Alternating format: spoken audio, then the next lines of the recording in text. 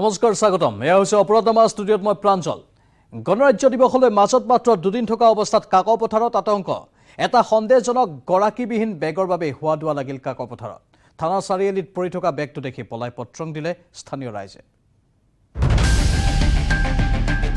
গণৰাজ্য দিৱসৰ প্ৰাক্ষণত কাকপথাৰত আতংক এটা বেগৰ বাবে হাহাকাৰ দেওবাৰে নিশা গৰাকীবিহীন বেগটোৱে সৃষ্টি কৰিলে আতংকৰ নিশা 10 বজাত থানা চাৰিআলিত ৰঙা ট্ৰলি বেগটো কাৰোবাৰ চকুত পৰাৰ পাছতে হোৱা দোৱা লাগিল কাকপথাৰত নিমাওমাও থানা চাৰিআলিত পৰি থকা বেগটো দেখি পলাই পত্ৰং দিলে স্থানীয় লোকে বিপৰীতে সুচুক চামাককৈ ঘটনাস্থলীত হাজিৰ হ'ল আৰক্ষী আলেঙে আলেঙে আৰক্ষীয়ে বুজ ল'লে পৰিস্থিতিৰ এজনৰ হতুৱাই খোলালে ট্ৰলি বেগটো বেগটো তোলাল এদম কাপোৰ আৰু কম্বলৰ লগতে এখন কোলা কাপোৰ তাৰ পাছতে বেগটোৰ কাষ পালে আৰক্ষী নিশা 12 বজাত বেগটো সমজি থানালৈ লৈ গ'ল আৰক্ষীয়ে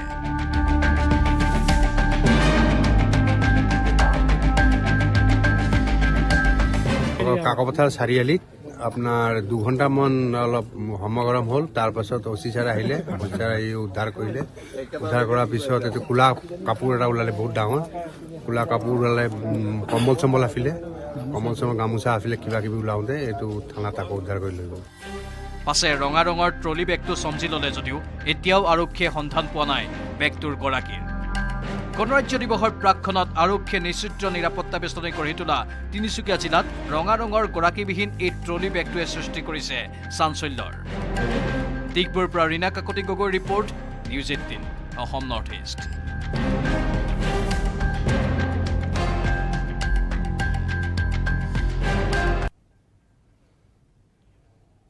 এবাৰ মহানগৰীত visa service and discovery tours and travels নামৰ প্ৰতিষ্ঠান খুলি প্ৰবঞ্চনাৰ জাল বিদেশ ভ্ৰমণ কৰিব খোজা লোকক টাৰ্গেট কৰি লুটিছিল বৃহৎ পৰিমাণৰ ধন দিয়ে আকৰ্ষণীয় অফাৰ ভিছাৰ পৰা কম মূল্যত হোটেল বুক কৰালৈকে সকলো প্ৰলোভন দি গ্ৰাহকক লুটি পুতি খাইছিল তেওঁলোকে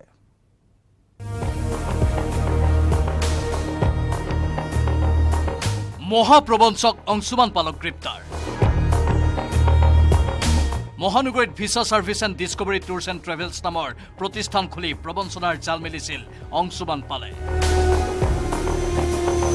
বিদেশ ভ্ৰমণ কৰিব খোজা লোকক টাৰ্গেট কৰে অংশুমান পালে চলাহী কথাৰে তেনে লোকৰ কাষ চাপে অংশুমানে দিয়ে আকৰ্ষণীয় অফাৰ ভিছাৰ ব্যৱস্থা কৰাৰ লগতে আনতকৈ কম মূল্যত বিমানৰ টিকটৰ প্ৰতিশ্ৰুতি দি লাখৰ ঘৰত সৰকাই নিয়ে টকা বিদেশলৈ যাব খোজা গুৱাহাটীৰে বহু লোকৰ পৰা ধন লৈ মূৰ পুলুকা মাৰে অংশুমান পালে এনেদৰে কোটিৰ ঘৰত টকা লুটিছিল অংশুমান পালে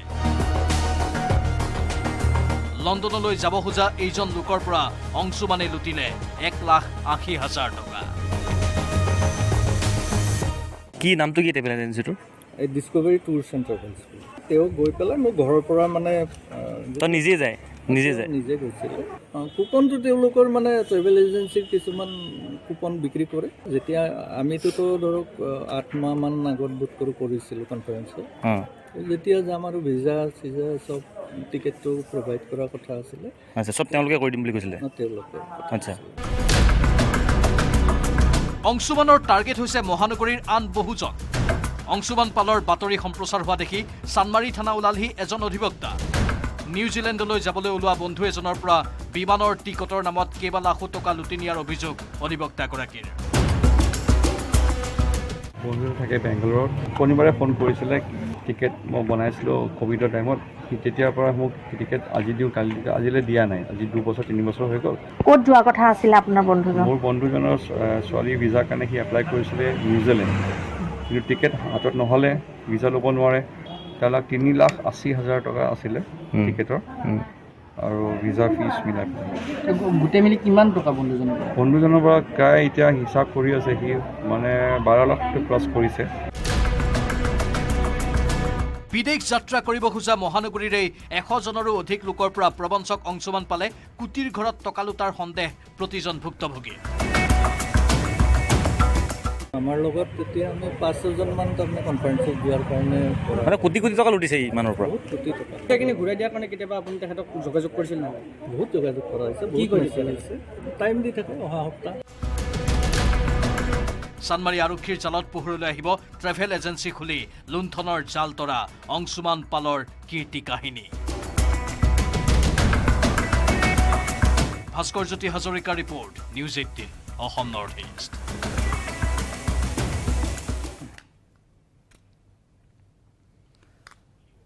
এতিয়া মৃত্যু উপত্যকাত পৰিণত হৈছে লিডুৰ আণ্ডাৰগ্ৰাউণ্ড কয়লা খননথলী।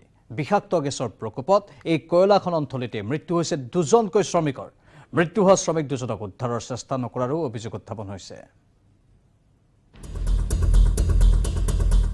লিডুৰ অবৈধ কয়লা খনন থলীত অঘটন, 2জন শ্ৰমিকৰ মৃত্যু, উদ্ধাৰ হোৱা নাই মৃতদেহ। নীৰৱ আৰক্ষী, কাণ সাৰ নাই প্ৰশাসনৰ। মৃত্যু উপত্যকাত পৰিণত হৈছে লিডুৰ আণ্ডাৰগ্ৰাউণ্ড কয়লা খনন থলী। বিষাক্ত গেছৰ প্ৰকোপত এই কয়লা খনন থলীতে মৃত্যু হৈছে 2জনকৈ শ্ৰমিকৰ। এজনৰ নাম বিজয়, আনজন কৃষ্ণ। 24 ঘণ্টাৰ পাছতো পাৱাৰ বিজয় আৰু মাকুমৰ কৃষ্ণৰ মৃতদেহ উদ্ধাৰ নোহোৱাত হাহাকাৰ লাগিছে দুয়োটা পৰিয়ালত। কিন্তু তাৰ পাছতো কাণ সাৰ নাই আৰক্ষী কিংবা প্ৰশাসনৰ। আনকি বিষাক্ত গেছৰ প্ৰকোপত মৃত্যু হোৱা শ্ৰমিক 2জনক উদ্ধাৰৰ চেষ্টা নকৰাৰ অভিযোগ উঠিছে মালিক পক্ষৰ বিৰুদ্ধে। লিডুৰ লালমাটিত জনৈক বুবুল, ক্ষিতীশ আৰু হীৰাব কলৰী এজেণ্ট ঝাৰ নেতৃত্বত এতিয়া চোৰাংভাৱে খনিজ সম্পদৰ লুণ্ঠন চলি আছে। আৰু এই খনিজ সম্পদৰ লুণ্ঠন চলাৰ কাৰণেহে আজি এই 2 শ্ৰমিকৰ মৃত্যু হ'বলৈ পাইছে। দাবী জনাইছোঁ অতি শীঘ্ৰে মাৰ্ঘেৰিটা মহকুমা প্ৰশাসনে এই ঘটনাটোৰ ওপৰত তদন্ত কৰি উচিত ব্যৱস্থা গ্ৰহণ কৰিব। প্ৰশ্ন হয়, মানুহৰ জীৱনক গুৰুত্ব নিদিয়া এনে কয়লা খনিৰ বিৰুদ্ধে কেতিয়াবা ব্যৱস্থা ল'বনে আৰক্ষী আৰু প্ৰশাসনে? ডিগবৈৰ পৰা Rina Kakati Gogoi report, news 18 Assam north east. আনৰ পৰা বিলাসী গাড়ী ভাড়ালৈ লৈ ঘূৰাই নিদিয়া এজন প্ৰবঞ্চকৰ কাহিনী এবাৰ ক'ব বিচাৰিছোঁ। ট্ৰেভেল এজেঞ্চি খুলি বহুতৰ পৰা গাড়ী ভাড়াত লৈ ব্যৱসায় কৰা ঋষি ৰাজখোৱা নামৰ প্ৰবঞ্চকটোৱে আনৰ গাড়ী বিক্ৰীও কৰি দিয়ে। যদি মই কিবা কাৰণে চুৰ প্ৰমাণিত নহলো তাৰ কাৰণে মই আপোনাৰ লগত যি কৰিব লগা মহাপ্ৰবঞ্চক ঋষি ৰাজখোৱা। ভাড়া লোৱা গাড়ী ভাড়াত দি ধন ঘটে ঋষিয়ে। কেতিয়াবা ভাড়ালৈ অনা গাড়ী বিক্ৰী কৰে ঋষিয়ে। গুৱাহাটীৰ 3টা ট্ৰেভেল এজেঞ্চিক টাৰ্গেট কৰিছিল নগাঁও কামপুৰৰ ঋষি ৰাজখোৱাই।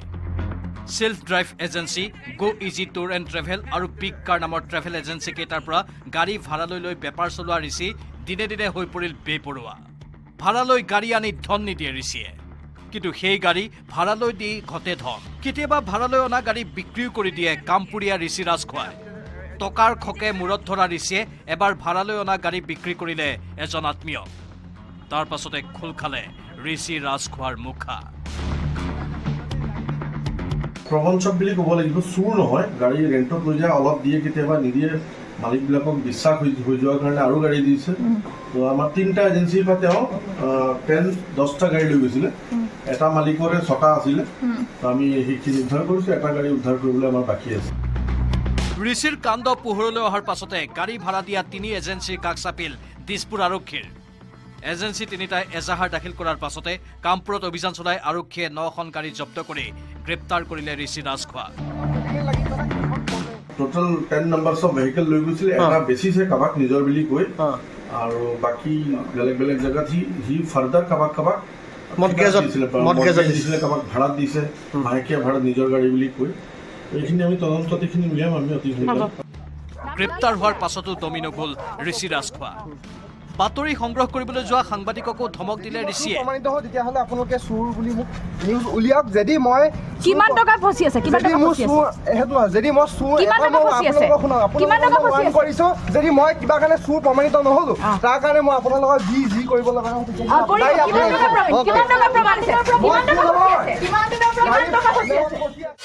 পাছে সাংবাদিকৰ ওপৰত বৰমতা চলোৱা মহাপ্ৰবঞ্চক ঋষি ৰাজখোৱাৰ পৰা এতিয়াও আৰক্ষীয়ে উদ্ধাৰ কৰিব পৰা নাই এখন গাড়ী। সেই গাড়ীখনৰ সন্ধানতে মহাপ্ৰবঞ্চক ঋষি ৰাজখোৱাক জেৰা চলাইছে দিছপুৰ আৰক্ষীয়ে। চলাইছো, পেমেণ্ট অলপ ফচি আছে, সেইটোত অলপ খেলি মেলি লাগি পেলাই। ভাস্কৰজ্যোতি হাজৰিকাৰ report, news 18 Assam north east.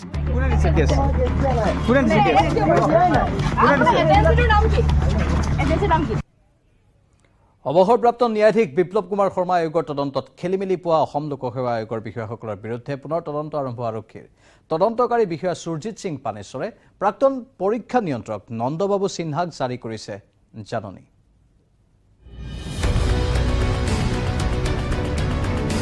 ৩৬ গৰাকী এপিএছচি বিষয়াৰ বিৰুদ্ধে আকৌ তদন্ত। বিপ্লৱ শৰ্মা আয়োগত হাতত ধন দি চাকৰি লোৱাৰ প্ৰমাণ। জাননী জাৰি কৰা হৈছে ৩৬ গৰাকী বিষয়ালৈ। এপিএছচি গোচৰত বিশেষ আদালতত শুনানি চলি আছে। তাৰ মাজতে জাননী জাৰি কৰা হৈছে লোকসেৱা আয়োগৰ ৩৬ গৰাকী বিষয়া কৰ্মচাৰী। ন্যায়াধীশ বিপ্লৱ শৰ্মা আয়োগৰ প্ৰতিবেদনত প্ৰকাশ পাইছিল ৩৬ গৰাকী বিষয়া কৰ্মচাৰী নিযুক্তিত খেলিমেলিৰ তথ্য।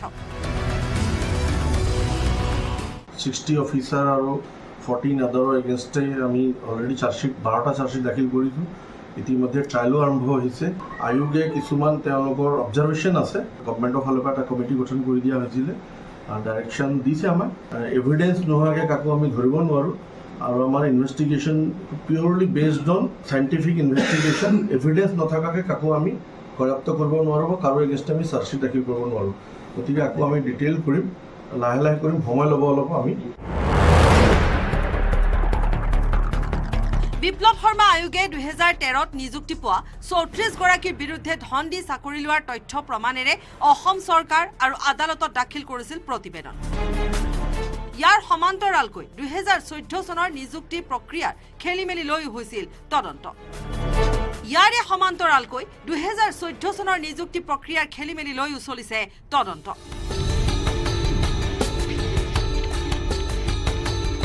ভাস্কৰ জ্যোতি হাজৰিকাৰ সহযোগত Ritik Kaushik report, news 18 Assam north east.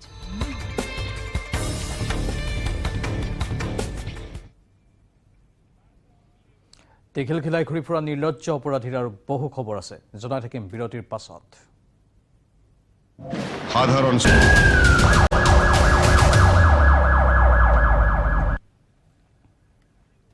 আপুনি চাই আছে অপৰাধনামা। টোল গেটত টোল কৰ দিয়াৰ পৰা বাচিবলৈ ভাৰতীয় সেনাৰ ভুৱা কাৰ্ড দেখুওৱা 4জনক গ্ৰেপ্তাৰ কৰিছে ৰঙিয়াত। হাৰিয়ানাৰ পৰা অহা 4জন লোকক গ্ৰেপ্তাৰ কৰিছে, লগতে 2খন বাহনো জব্দ কৰিছে।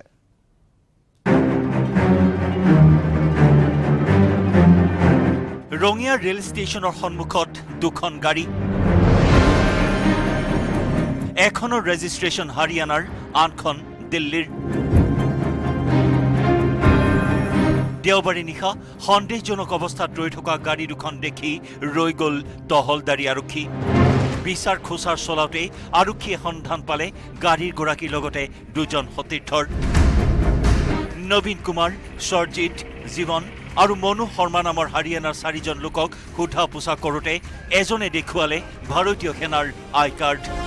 আই কাৰ্ডখনৰ বাহিৰে লগত আন নথি পত্ৰ নথকাত সন্দেহ হ'ল আৰক্ষীৰ। আৰক্ষীয়ে থানালৈ লৈ গ'ল 4জনক। নিশা ৰঙিয়া থানাতো জেৰা চলিল 4জন লোকৰ। লগতে পৰীক্ষাৰ বাবে সেনাৰ ৰেড হৰ্ণ ডিভিজনলৈ প্ৰেৰণ কৰিলে আই কাৰ্ডখন। ক্ষন্তেক পাছতে আই কাৰ্ডখন ভুৱা বুলি ৰেড হৰ্ণ ডিভিজনে জনোৱাৰ পাছতে ৰঙিয়া আৰক্ষীয়ে গ্ৰেপ্তাৰ কৰিলে লোক 4জনক। জব্দ কৰিলে DL2C 802299 আৰু HR51AU 1315 নম্বৰৰ গাড়ীখন।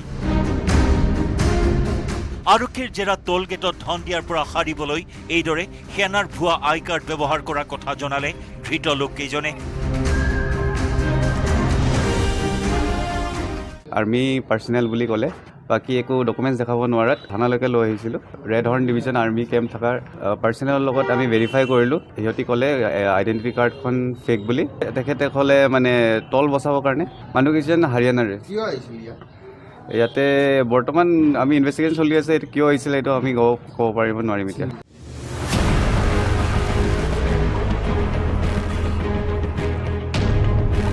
পাছে এতিয়াও স্পষ্ট হোৱা নাই টোল দিয়াৰ পৰা হাত সাৰিবলৈ সেনাৰ ভুৱা আই কাৰ্ড ব্যৱহাৰ কৰা লোককেইজনে ৰঙিয়ালৈ অহাৰ কাৰণ।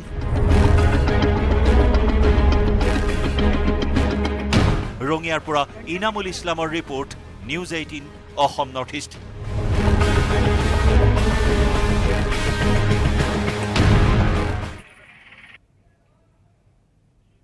ৰাজ্যত ব্যাপক হাৰত বৃদ্ধি পোৱা বাল্য বিবাহ আৰু বাল্য বিবাহৰ ফলত প্ৰসূতিৰ মৃত্যু শিশু সন্তানৰ মৃত্যুৰ হাৰ বৃদ্ধি পোৱাত সোমবাৰে এক কঠোৰ সিদ্ধান্ত গ্ৰহণ কৰিলে হিমন্ত বিশ্ব শৰ্মাৰ কেবিনেটে এই হিচাপত 14 বছৰ তলৰ ছোৱালী বিয়া কৰা লোকৰ বিৰুদ্ধে পস্কৰ অধীনত গোচৰ ৰুজু কৰিবলৈ অসম আৰক্ষীক নিৰ্দেশ দিয়া হৈছে ব্যাপক হাৰত অসমত বৃদ্ধি পাইছে কম বয়সতে ছোৱালীয়ে মাতৃত্বৰ বোজা লোৱাৰ ঘটনা এই কথা জনতা ভৱনত সদৰি কৰিলে মুখ্যমন্ত্ৰী ডক্টৰ হিমন্ত বিশ্ব শৰ্মাই কম বয়সতে মাতৃত্বৰ বোজা লোৱা মহিলাৰ বা ছোৱালীৰ সংখ্যা হৈছে 11.7%। বাল্য বিবাহ বৃদ্ধি পোৱাৰ লগে লগে প্ৰসূতিৰ মৃত্যু শিশু সন্তানৰ মৃত্যুৰো হাৰ বাঢ়িছে সেয়ে সোমবাৰে জনতা ভৱনত আয়োজিত কেবিনেট বৈঠকত এক গুৰুত্বপূৰ্ণ সিদ্ধান্ত লোৱা হ'ল এই হিচাপত 14 বছৰৰ তলৰ ছোৱালীক বিয়া কৰা লোকৰ বিৰুদ্ধে পক্সো আইনৰ অধীনত গোচৰ ৰুজু কৰিবলৈ অসম আৰক্ষীক নিৰ্দেশ দিয়া হয় আমাৰ ৰাজ্যত প্ৰসূতিৰ মৃত্যু এটা বহুত ডাঙৰ কাৰণ হ'ল চাইল্ড মেৰেজ যিসকল ছোৱালীক 14 বছৰ তলত বিবাহ কৰোৱা হয় তেনে লৰাক আমি পস্কো এক্টৰ অধীনত তেওঁলোকক আমি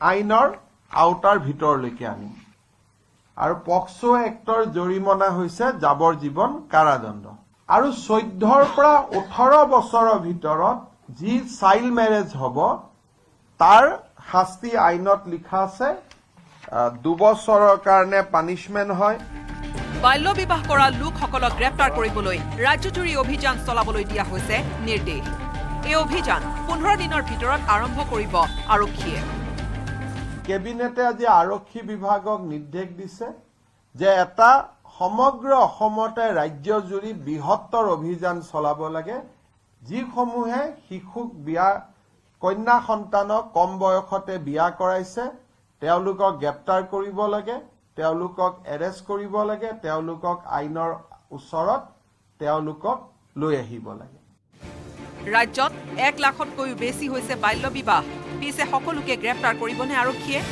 এই প্ৰশ্নৰ উত্তৰত মুখ্যমন্ত্ৰীয়ে ক'লে জেলত যিমান ঠাই হ'ব সেই হিচাপত বাল্য বিবাহ কৰাসকলক গ্ৰেপ্তাৰ কৰিব আৰক্ষীয়ে अभी मैं असम पुलिस को बोल सकता हूँ जेल में जितना जगह है पकड़ो कितना कर पाएगा जेल में कितना जगह है उनको देखना पड़ेगा ইয়াৰ লগতে প্ৰত্যেক গাঁও পঞ্চায়তৰ সচিবক চাইল্ড মেৰেজ প্ৰহিবিশ্যন অফিচাৰ হিচাপে মনোনীত কৰা হ'ব বাল্য বিবাহ দেখিলে এজাহাৰ দিব লাগিব আমি তেওঁলোকক আজিৰ পৰা গাঁও পঞ্চায়তৰ সেক্ৰেটাৰীৰ লগতে child marriage prohibition officer under the section 16 of the prohibition of child marriage act আমি মনোনীত কৰিছো মুখ্যমন্ত্ৰীয়ে অহা 5 বছৰত বাল্য বিবাহ শেষ কৰাৰ টাৰ্গেট লোৱাৰ কথা সদৰি কৰে এই ক্ষেত্ৰত কোনো ধৰ্ম বা সম্প্ৰদায়ক টাৰ্গেট কৰা নহব It will not be targeted towards any community. It will be neutral. It will be secular action.